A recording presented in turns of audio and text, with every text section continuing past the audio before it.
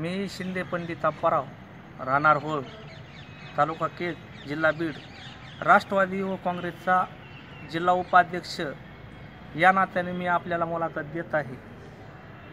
तर केज विधानसभेमध्ये जेवढे जिल्हा परिषदच्या जागा लढवत आहे याच्यामध्ये पृथ्वीराज साठे यांच्यावर स्थानिक नेत्यांनी खूप अन्याय केलेला आहे, त्याबद्दल मी बोलणार आहे। काय झाला अन्याय? अन्याय साठे साहेबांना त्यांच्या ह्याच्या पक्ष जीवनरावजी गोरे, पक्ष निरीक्षक जीवनरावजी गोरे यांनी त्यांच्यासाठी 2 जागा या जिल्हा परिषदेमधले दिलेल्या होत्या। तर त्यांच्यावर पक्ष स्थानिक नेत्यांनी अन्याय करून ए बी फॉर्म दुसऱ्यांना दिला, त्याबद्दल त्यांच्यावर अन्याय झालेला आहे। तसेच या निवडणूक जिल्हा परिषदेच्या पंचायत समितीच्या निवडणुकीमध्ये त्यांना कोणत्याही याच्यामध्ये सहभाग घेऊ दिला नाही। कोणत्याही बॅनरवर किंवा पत्रिकावर जे पॉम्पलेट असतात, पत्रिका वाटायच्या पॉम्पलेट, त्याच्यावर सुद्धा त्यांचा फोटो नाही। असा अन्याय करण्याचं काम स्थानिक नेत्यांनी चालू केलेलं आहे। पण मी राष्ट्रवादी युवक काँग्रेसच्या माध्यमातून शरद पवार, सुप्रियाताई आणि अजितदादा यांच्या माध्यमातून मी एक सर्वसाधारण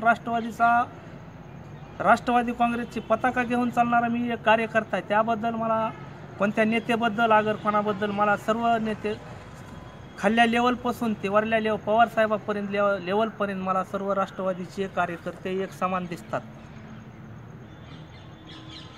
आमदार साठे यांची काय भूमिका आहे यावरती? मग आता आमदार साठे साहेबांची भूमिका यामध्ये शांत राहण्याची भूमिका आहे। पक्ष जो आदेश देईल ते काम करण्याची त्यांची इच्छा आहे। पक्षाने जर समजा त्यांना सांगितलं की तुम्ही या प्रक्रियेमध्ये राहू नका, तुम्ही निवांत राहा, तरी त्यांची निवांत राहण्याची भूमिका आहे।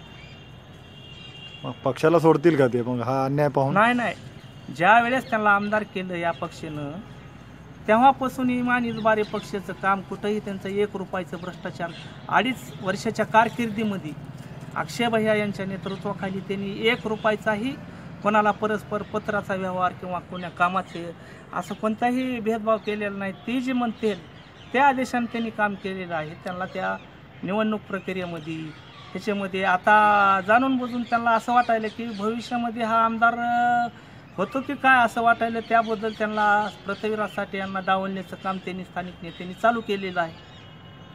आता कुठल्याही सर्कलमध्ये ते प्रचाराला गेलेले नाहीत का आमदार? नाही, अजिबात कोणत्याही सर्कलमध्ये साठे साहेब गेलेले नाहीत। ज्या वेळेस त्यांचा पक्षांचा आदेश, पक्षश्रेष्ठीचा ज्या वेळेस त्यांना आदेश येईल त्यावेळेस ती जाणार। ती बी मान सन्मानानं त्यांना स्टेजवर, पत्रिकावर, जर पत्रिकासाठी ह्याच्यासाठी जर बोलवलं, कार्यक्रमात पत्रिकावर वगैरे नाव जर टाकलं त्यांचं, तर ते जाऊ शकतात असं मला वाटतं। पक्षाच्या वरिष्ठांना त्यांनी काय कळवलं का या बाबतीत? काय पक्षाच्या वरिष्ठांना फक्त त्यांनी गोरे साहेबांना बोलले होते, त्यानंतर मला काही ठाऊक नाही कोणाला बोलले किंवा नाही बोलले, ह्याबद्दल मला काय म्हणायचं नाही।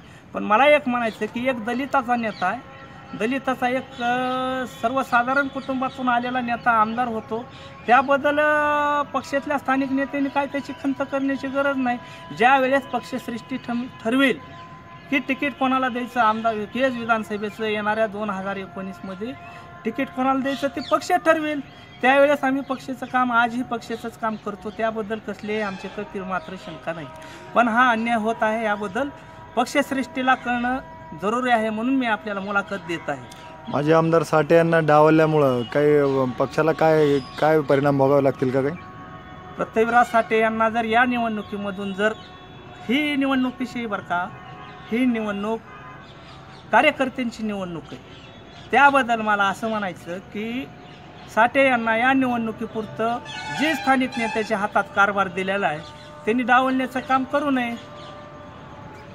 नाही, जर ही परिस्थिती अशीच राहिली, त्यांना जर या निवडणुकीतून डावलण्यात आलं तर त्याचे परिणाम काय होतील? मग त्याचे परिणाम जे कार्यकर्ते निवडणुकीला, जिल्हा परिषद, पंचायत समितीला जे सामोरे जात आहेत त्यांना त्याचे परिणाम भोगावे लागतील। ठीक आहे, धन्यवाद।